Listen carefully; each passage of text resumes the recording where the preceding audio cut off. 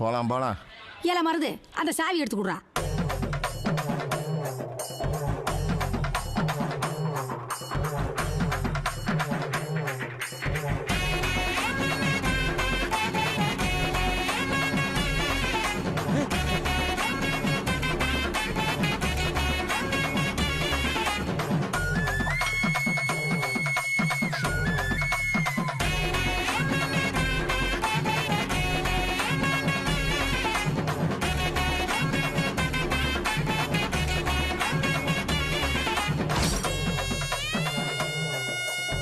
ஆத்தாடி இம்புட்டு சாவி உள்ள இருக்கு.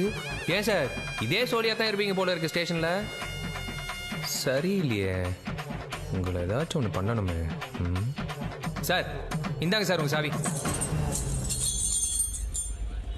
சும்மா நச்சுன்னு இருக்கா?